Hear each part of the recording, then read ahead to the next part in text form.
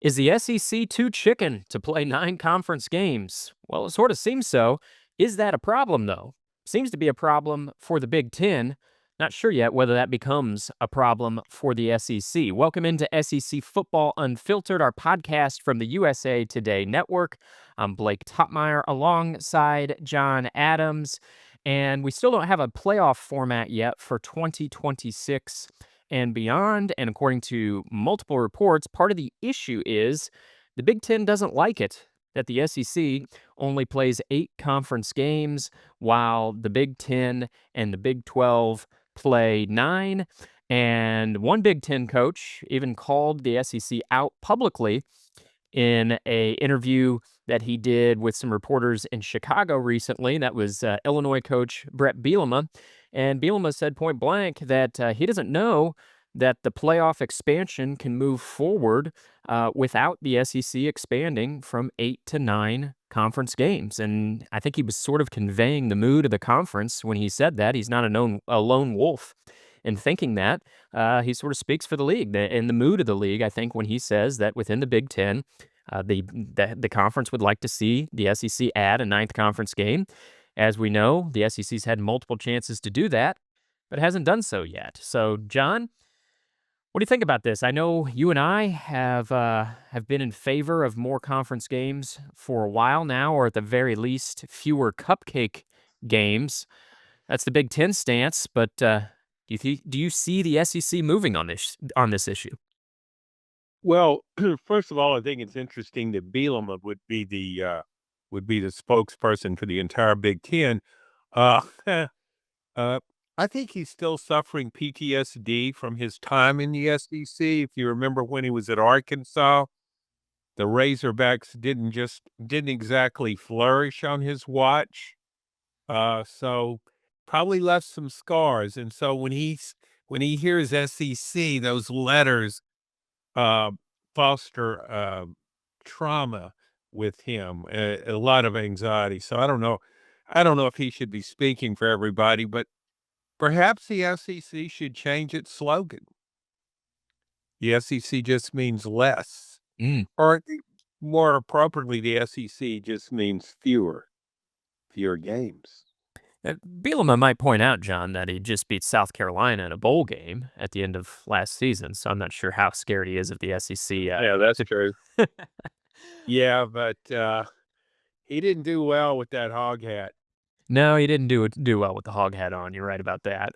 It's interesting because we're sort of at an impasse with the college football playoff situation. There was yet another meeting among conference commissioners, this time in North Carolina, last week, and of course, everybody came to the summit, and then everybody left without a playoff format being approved. Now, I don't think this is a major issue at this point. There's still several months remaining for a playoff format to be hammered out. We have a playoff format for this season. It's going to be 12 teams, much like the format from last season, except the seeding will be tweaked.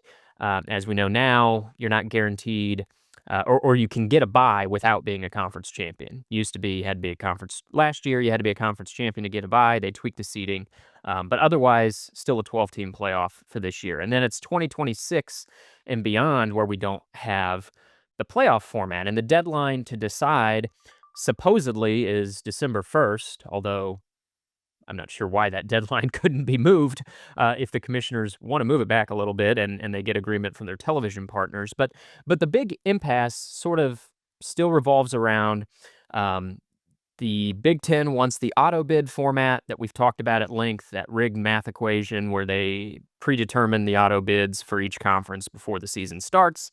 The SEC at one time was kind of open to that format. Now they much prefer the 5+11 model with 11 at-large bids. The Big Ten isn't in favor of that model, but it seems like the Big Ten could get on board if the SEC would add that 9th conference game. And so really, John, I actually think some of this feuding that's going on between the two power leagues right now could be good for the sport as a whole because it could produce some compromises here.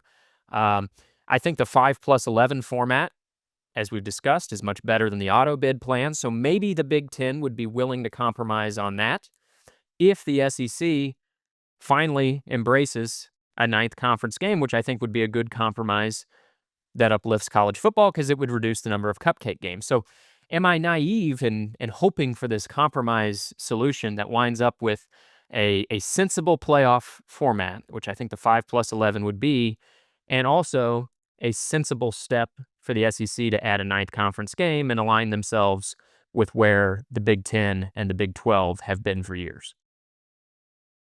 Sadly, the playoff was perceived as a panacea of sorts where uh, college football it would resolve some issues, resolve problems.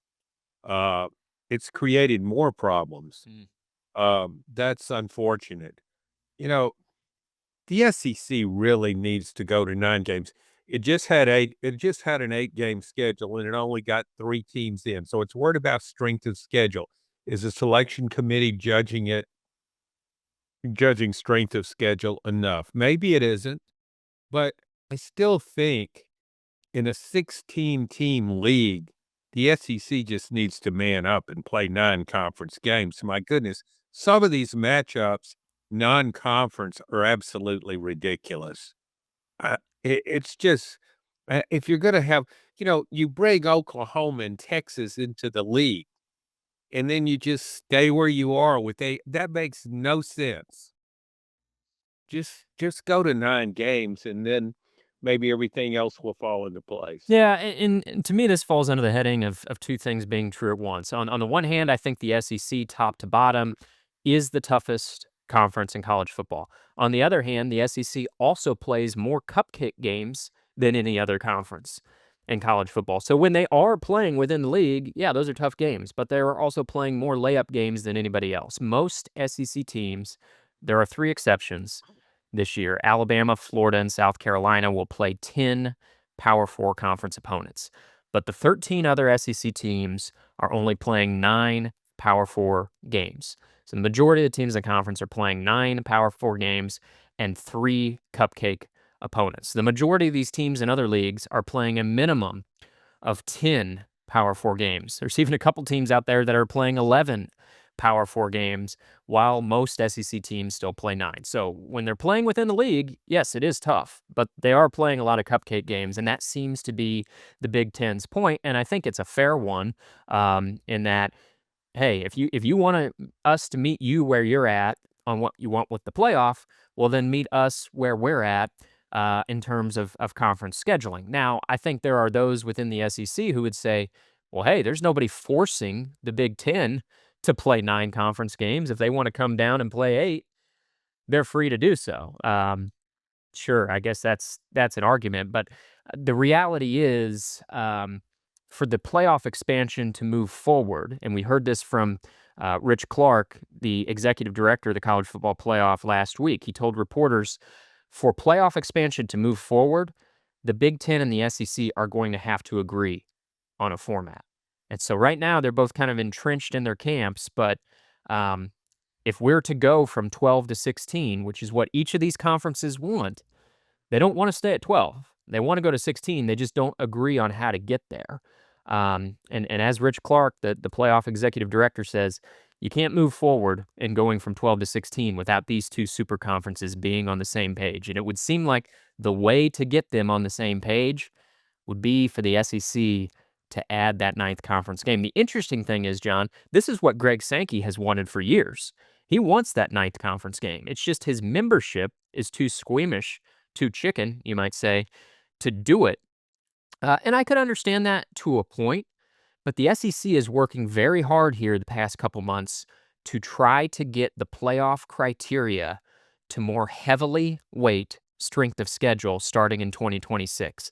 And I think if you get that more, if you get that strength of schedule ironed out and it becomes a little bit more heavily weighted, at that point, you're sort of removing the hurdle, I think, to adding that ninth conference game. You're reducing the risk, I think, of adding that ninth conference game if you're more heavily weighting strength of schedule, which the SEC is going to shine in that metric, particularly if they add the ninth conference game. Yeah, we talk about what a gauntlet the SEC has. It's not just we're not it seems to be framed with the college football playoff, like this is all about the college football playoff. But let's face it, some of the lower echelon teams in the SEC are trying to get to 6 wins in a bowl game. Mhm. They're not thinking about ever making the college football playoff. So I think that's a factor in it too. But I just can't I don't know. I just think the SEC needs to go ahead and do this. When you look at it, you're talking about whether you get even last year, it still got 3 teams in. When you're talking about a playoff and you go to 16 teams, you get 4 teams in. Do you really think the 4th team is good enough to win the national championship? Most years, probably not. I don't think so either. I know the SEC's balanced, and I agree that it's the strongest conference top to bottom right now, overall, but not necessarily at the very top. But we talk about how rigorous a schedule the SEC must play. Look at Tennessee's schedule. I think there would be a lot of teams in the Big Ten that would like to say, "Man, I wouldn't mind having that schedule." Yeah. You Yeah, I know, wouldn't mind playing, Arkansas, Kentucky, Vanderbilt, Mississippi State. That's, you're Tennes well on your way to 4 wins in the conference before the season kicks off. Right, you got 4 wins there, and then the non-conference slate, Syracuse is its toughest opponent. Syracuse lost a lot from last season when it won 10 games. Syracuse, I saw one line, I think Tennessee's a 13.5 point favorite. So, really, Tennessee goes it's almost as though Tennessee goes into this, uh, season with 8 wins. Yeah, this is the SEC's been scared to go to 9 for years, John, and, we talked about this a few weeks ago on the pod, that there's always a new reason that they have to not go to 9. It just sorta changes with the seasons, right? There's always something they can come up with to not go to 9, and we've said if the SEC would just go to 10 Power 4 games, maybe we wouldn't care so much about whether they add that ninth conference game or not, but that non-conference scheduling, it's just hard to nudge those schools, some of those schools in particular, to schedule a little tougher, in the non-conference.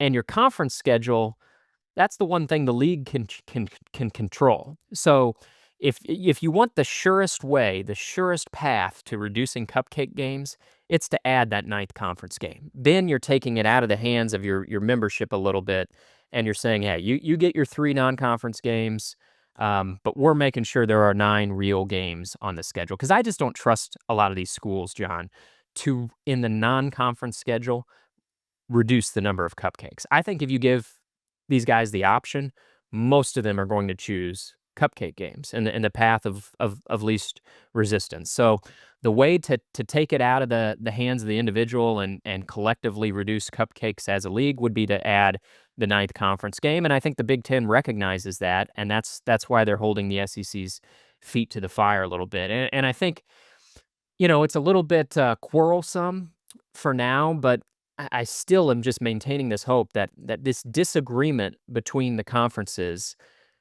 ultimately could result in A, sensible playoff format, and B, the reduction of cupcake games during the regular season, which that would be the ultimate win-win, I think. If, the SEC held the Big Ten's feet to the fire on the playoff format and said, "No, not so fast with this rigged system." And then now the Big Ten's holding the SEC's feet to the fire on the regular season scheduling.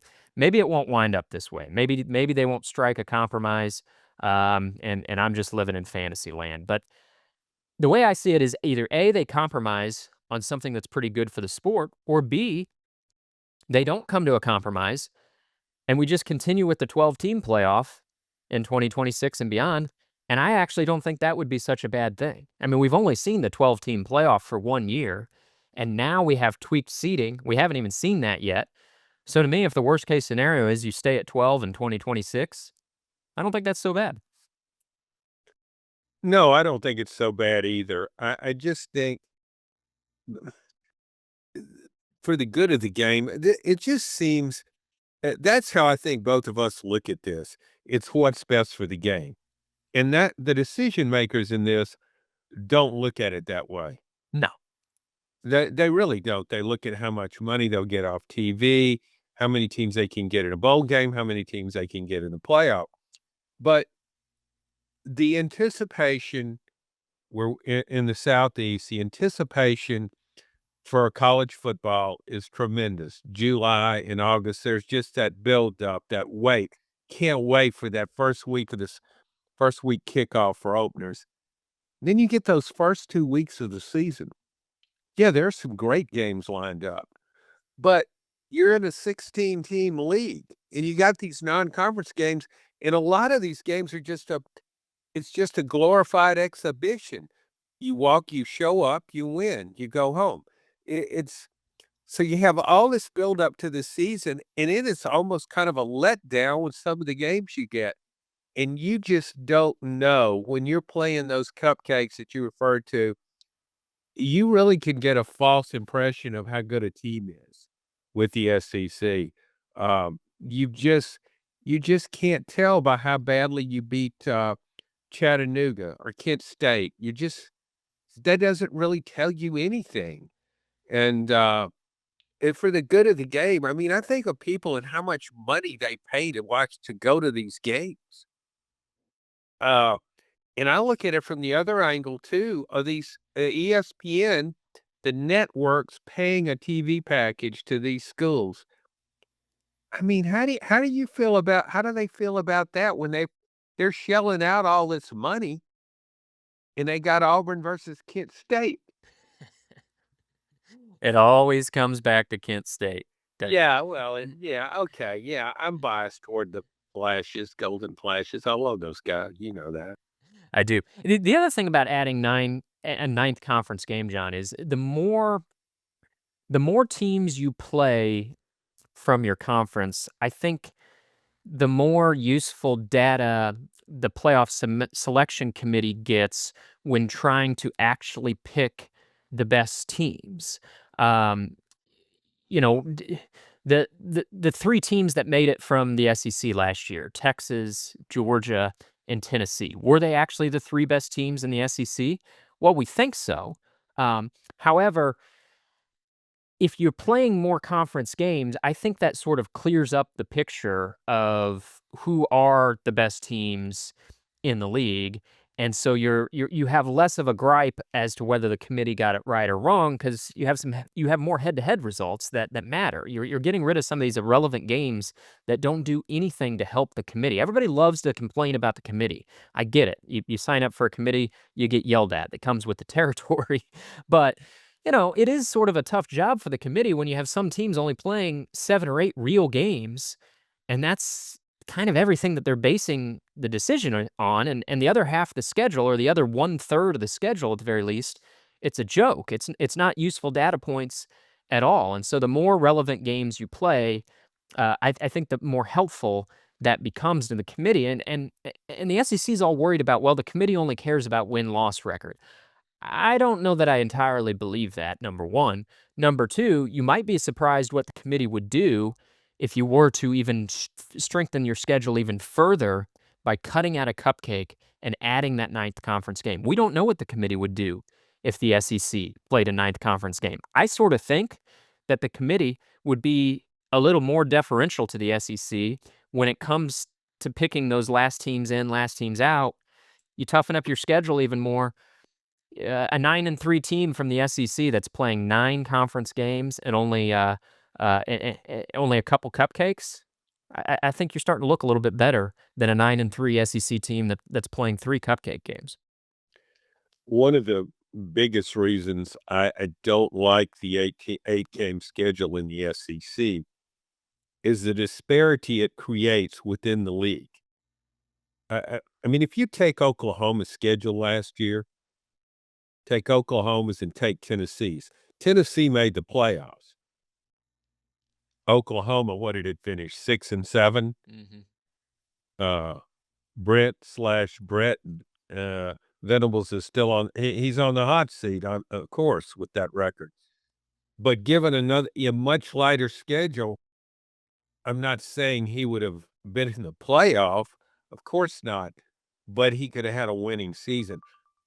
There's just a lot of disparity within the league. So you brought it up about the teams that made the playoffs, are they really the best teams in the league?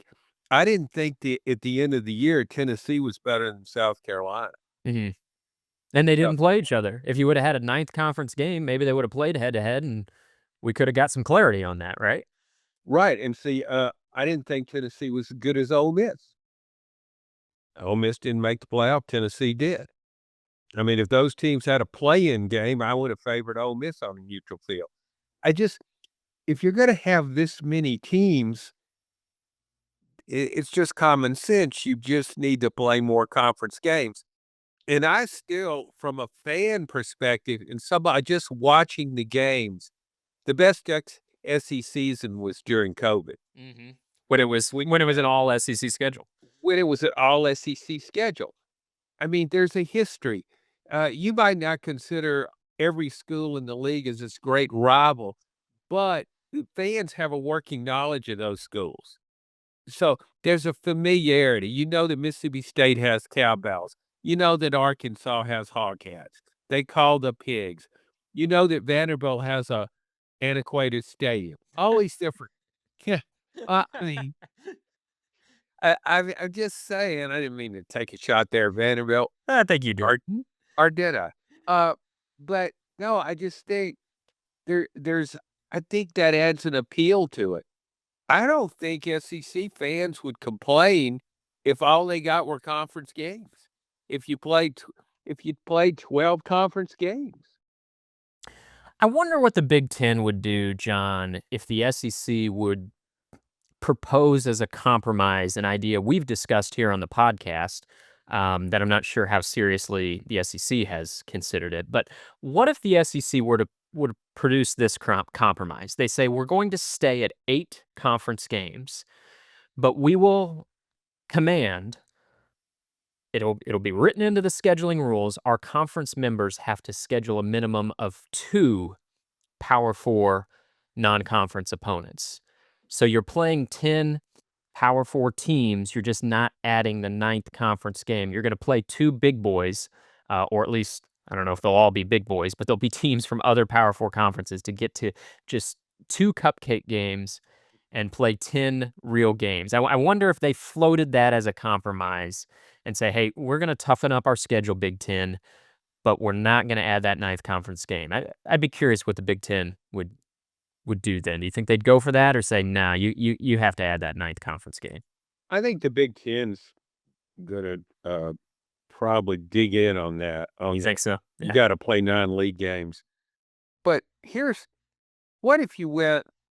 I wonder how fans would look at it if the SEC went to a 10-game schedule. I Conference mean, a schedule. 10-game conference schedule, No, they'd love it. and then yeah, I mean, and you play one non-conference game against a Power 4 opponent. You can open your season against the lowest form of a college football team you can find, and Kent go State from available? there. What? Is Kent State available? It can't play everybody. Oh, okay. Yeah, unfortunately. Actually, there should be 2 Kent States, so more teams could schedule the Golden Flashes. I thought there were. I thought that other one was called Akron. Uh, You think I'm being too no. hard on Akron? Yeah, I mean, They did go 4-8 last season. I know, and I think they beat Kent State head to head, didn't they? They did, yes. Oh, yeah, I mean, well, what I mean, I think they beat him. Everybody beat Kent State. It's won 1 game in 2 years. Uh, I mean, there are probably some SEC schools, coaches at least, that want Kent State in the SEC. Oh, I think they'd pass unanimously. They'd yeah, definitely. If you think if you went to Kentucky and told them, "Hey, we're thinking about bringing Kent State into the league," and, they would Mark Stoops would say, "Well, we're not that far from, Ohio." And he'd say, Or "You know what? Maybe I will add that ninth conference game as long as Kent State counts as one of them." well, Kent, Kentucky, natural rivals. Play 'em every year. Rivalry game. Yeah, but, I mean, what if all these what if the Big Ten as well? What if the SEC said, "Well, instead of just talking about us going to 9, what if we both go to 10?" Well, you think the Big Ten would go for that? Probably not. Probably not. I just, yeah.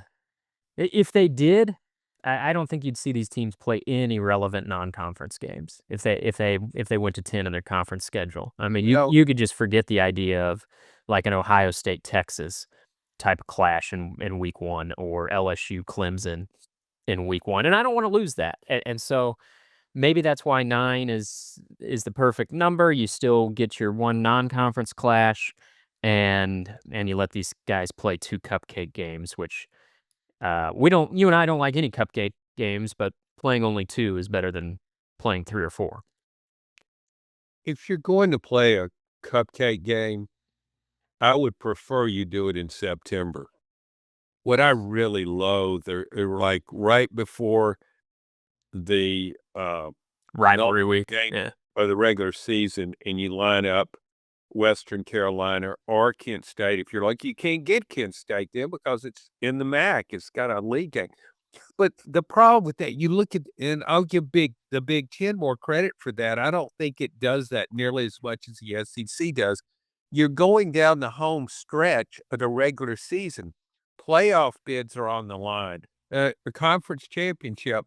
I think that still means something. That's on the line. Teams are trying to get bowls, a bowl bid, be bowl eligible. I'd like to see head-to-head competition. I mean, let Kentucky and Vanderbilt or Kentucky and Mississippi State slug it out in November. Uh, don't just line up Eastern Kentucky or somebody.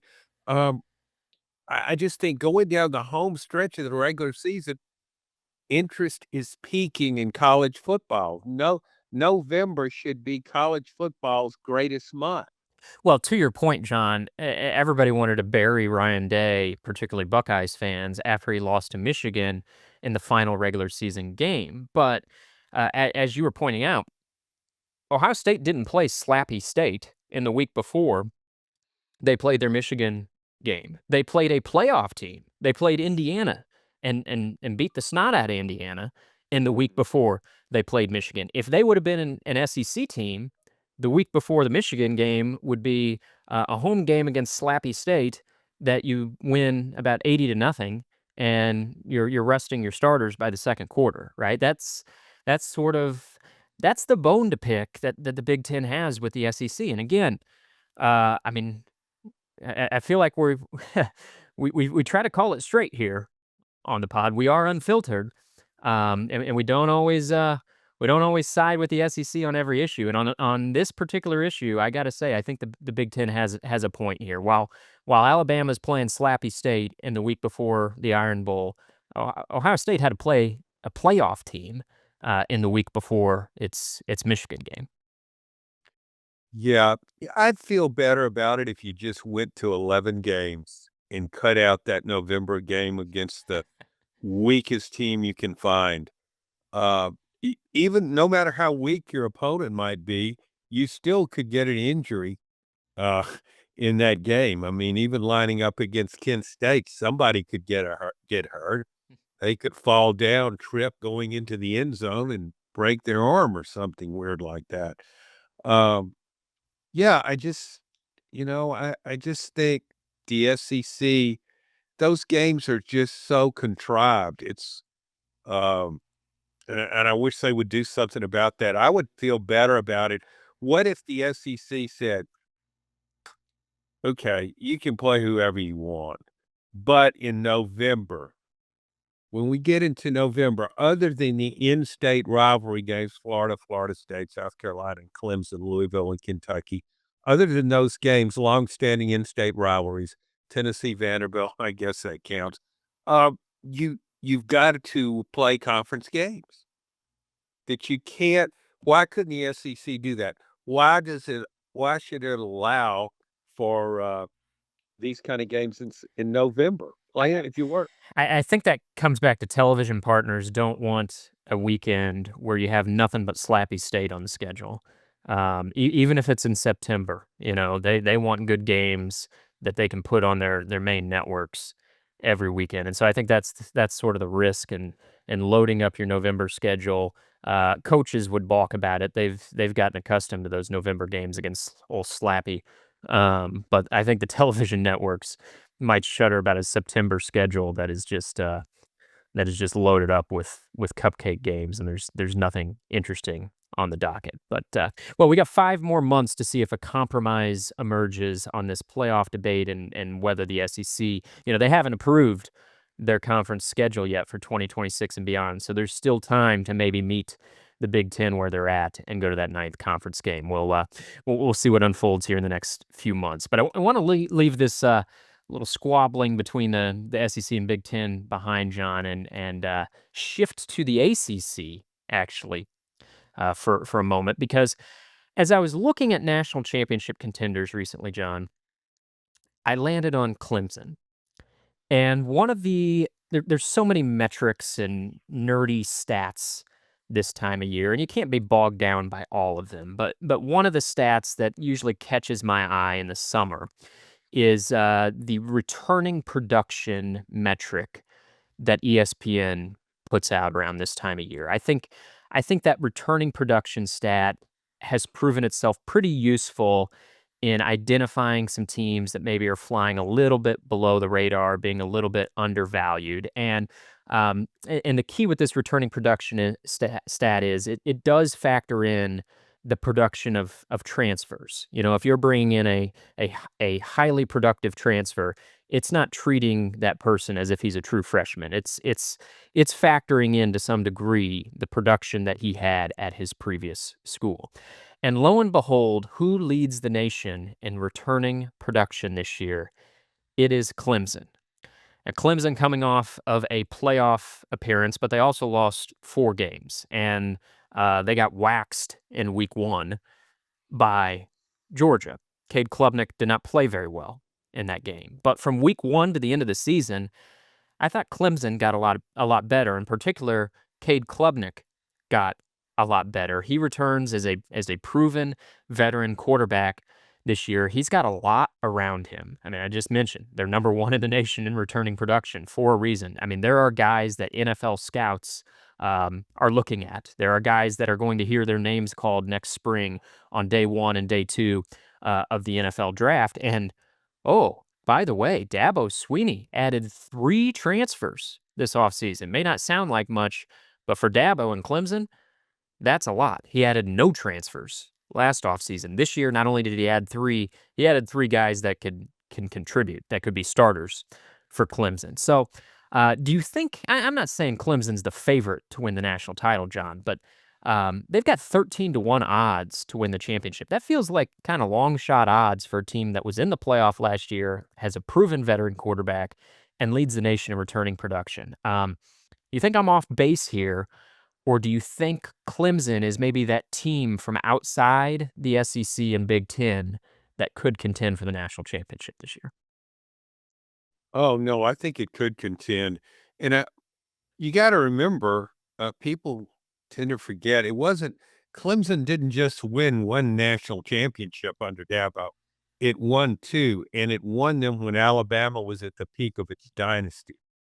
So this was, that was not those weren't flukish championships by any stretch of the imagination. They were both very talented teams, very clutch teams, well prepared, well coached.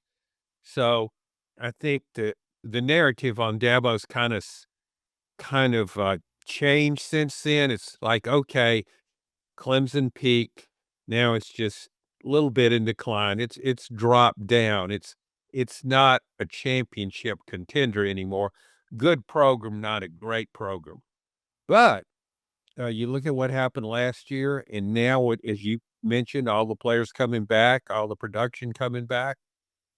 I mean, who's to say Clemson couldn't win the championship? I, Yeah, I and I think folks from the SEC will point back to that opener last year against Georgia, and Clemson looked terrible in that game. They got blown out. But um, reality is, Clemson had a really young receiving core last year that got better as the season went. This year, I think they have a nice, proven receiving group. Last year, particularly this time of the year, they didn't. And I think at some other positions as well, it was a they were a bit young in some spots, and they grew up as the season went along. And again, I don't think they're the front runner for the title. I would put Ohio State or Texas in that front runner list, and that's where the odds makers have it. The odds makers have those two teams in the catbird seat, Ohio State and Texas. But it just it strikes me as a little bit off that when you look at these national championship odds, depending on your sports book of choice, Clemson's all the way down at like number 8 on the list of national championship favorites for this season, trailing teams like Alabama, Georgia, Notre Dame, Penn State. Uh, I wouldn't necessarily put Clemson behind those teams. I'd put them behind Ohio State and Texas, sure, but some of the other teams they're trailing in the odds. I don't know if I don't know if I buy that. Well, I think another factor in evaluating, Clemson, we do it with other programs, we do it with other coaches, well, that guy's a good coach, he wins a lot of games, but he can't quite get to the very peak of this, can't get to the top. Dabo's done that twice. Mhm. So and I know the playoff format's different, but still, he proved he could lead a team through the regular season into the playoffs, win those crucial playoff games, beat Alabama head to head. He's proven in big games.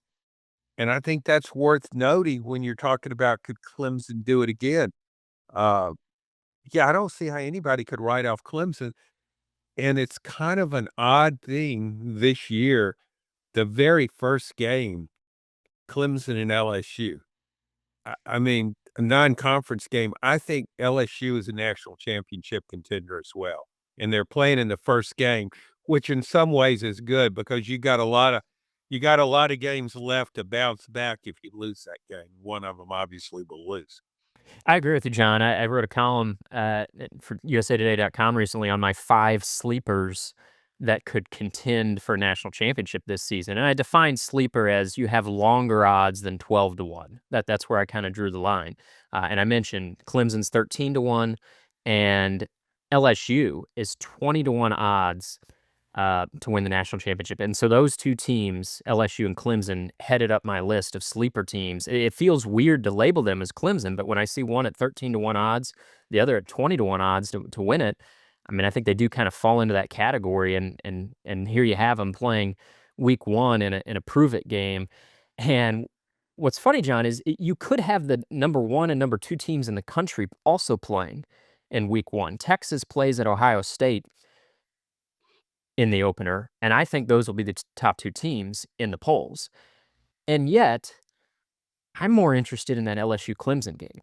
Those 2 teams are gonna be top 10 teams, and as you said, they're kind of on the fringe of those teams that could contend for a national championship, or maybe they're not even on the fringe. Maybe they're right in the thick of it. But, I think that week 1 game will be pretty revealing and show whether are we on the money here? Do both these teams really have national championship chops? Or, is one of these teams, masquerading as a national championship contender? I think we're gonna get a lot of clarity on that in the opener, whereas that Ohio State-Texas game, I think it could be a great game, and, yeah, it's going to be interesting for a number of reasons. You'll have Arch Manning, he will be anointed at Texas, Ohio State transitioning to a new quarterback, five-star guy, in Julian Sayin, so there's a lot there in that game too, but I don't think I don't think we'll learn as much, I guess, from Ohio State, Texas as we might learn from LSU, Clemson. No, and I don't think for a minute that the loser of the Clemson LSU game's out of it. I think you mentioned about all the returning production Clemson has, and it only added 3 transfers, so most of those are returning players. I'm not sure in preseason evaluation if people that do that, the preseason magazines, I don't know that they always give enough credit to how much a school has bolstered its depth chart in the transfer portal. I think it's hard to quantify that when you're looking at how they will assimilate into the new program and all that kind of stuff. But LSU, I don't know if anybody's brought in as much talent through the portal. And Ole Miss has brought in a lot I'm not just talking about last year. LSU has a number one ranked transfer class this year, but I'm talking about since we got the transfer portal, since it really got going. Uh, I think LSU's had one of the biggest hauls ever, and I think it's got a really talented roster. I wonder if I'm not sure people realize just how talented this roster is. Yeah, I agree that at least in this offseason, nobody played the portal game better than LSU, and I think the difference for me between this portal class and some of the last ones is like in some last years they brought in a lot of bodies. I don't think the highest levels of talent in previous portal classes could match this collection of the high-end talent. Now, Jaden Daniels would like a word. Obviously, he at the Yeah, highest end, he matched it, but I'm talking about, like, having, like, 5 or 6 or 7 really, really, really high impact guys. I think this LSU transfer class has that. I think some of their past classes had a lot of bodies that could be, like, fillers on the depth chart, but I don't know that they had as many studs as this class has. Like, they brought in um some A-listers, multiple A-listers in this class. I mean, just looking at one position alone, the defensive line, you bring in Patrick Payton of Florida State, you bring in Jack Pyburn from Florida. I mean, there's half your starting defensive line right there. Those are A-list guys out of the portal, and really at every position throughout the roster, they did that. And what's going to be annoying, John, um, is the narrative coming out of that LSU Clemson game probably is whoever wins, there will be some narrative of like, oh, this is the way you need to build your roster. If LSU wins, the narrative will be like, you got to build it out of the portal. If Clemson wins, it's oh, you got to do the sign, retain, and develop thing that Dabo continues to do. When in reality, I think there's more than one way you can get at this, and LSU and Clemson are doing it a little bit different ways right now, but I think they've both done it really well. And there's risks to both sides of it, right? Like if you don't add transfers like Dabo last offseason, you could be young at some certain positions, you could be inexperienced in some certain positions, and you could lose by 31 points to Georgia in your season opener like Clemson did. I think Dabo would have benefited from some veteran guys out of the portal last year, but now he's bringing all those guys back that he retained and developed, and so he's got a pretty good team this year. On the other hand, you play the portal game every year. Sometimes you may swing and miss going all in on the portal. Sometimes those guys may not gel. And yet, I think the portal allows you to address some immediate needs maybe a little bit better than the sign, retain, and develop thing. So I think you can do it multiple ways, and I think the narrative will probably be overblown based on who wins this game. But hey, that's us in the media and sometimes what we do, right? I think there will be a great overreaction to whoever loses that game. Definitely. If LSU loses, well, Brian Kelly, he's just not quite good enough to win a championship. Always loses the opener there at LSU. Just isn't he just can't take LSU to where it wants to go. If Dabo loses, you just say, well, Clemson's had its time. It's just like last year when they're matched up against the SEC, they're just not good enough.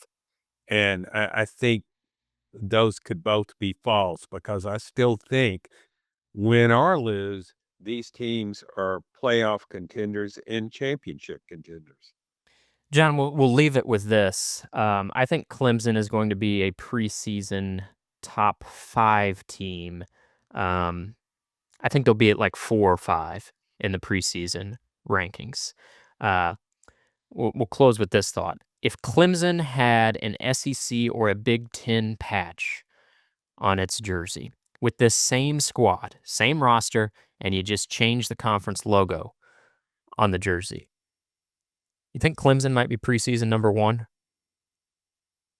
Yeah, I do. I, I'm. I mean, everybody's so sold on Texas. I think there's some people who look at Texas as the team. Uh, Clemson's roster's right there. I think it's right there with Texas, with quarterback, and all it's got, all the production it's got coming back. So many good players. But yeah, I think that makes a difference. And here's something that's in Clemson's favor, Blake. is it opens the year against LSU from the SEC, and it closes the year against South Carolina from the SEC. Those two regular season games, if it wins both those games, or even if it splits with them, because I think South Carolina could be pretty good again. Mhm. So, I mean, if it don't you think a selection committee would give Clemson some credit for playing, shouldn't it? I mean, we're talking about strength of schedule should be a bigger component. Playing LSU in an opener when it already has to play South Carolina from the SEC. Uh, is there any other ACC team that has that kind of schedule? Maybe not two teams of that caliber. I don't, not that caliber. Uh, so, I mean, I would, if Clemson splits those games, um, I would say hey, that's pretty good. I mean, if you obviously got blown out or something, it wouldn't look good, but I think that could help Clemson. Playing two SEC teams could end up helping Clemson more than it hurts it. Florida State plays Alabama and Florida. I don't know if you would put Alabama and Florida on par with LSU and and South Carolina, but that was just one that came to mind. And Miami plays Notre Dame and Florida. So there are a couple SEC teams that are playing two teams that'll probably be ranked inside the preseason top 15. But yeah, I mean LSU and South Carolina, that's two big boys, and that's sort of the difference between the ACC playing 8 conference games and the SEC playing 8 conference games is the number of ACC teams willing to schedule 2 Power 4 conference opponents. There's a lot more ACC teams willing to do that than SEC teams willing to do it, which gets us back to that Big Ten sticking point, doesn't it? Well, we'll leave it there, John, and see. I'm sure there's many, many more weeks and months of squabbling in the college football playoff debate, in the conference scheduling debate. John and I will be here to discuss it, and maybe we'll look into a few more of those week 1 games as the season opener approaches. If you've liked what you've heard on the pod, as always, we appreciate you listening. Hope you give us a rating or review. Those ratings and reviews help us get in front of more listeners. We'll be back with you next week. Thanks for listening to this edition of SEC Football Unfiltered.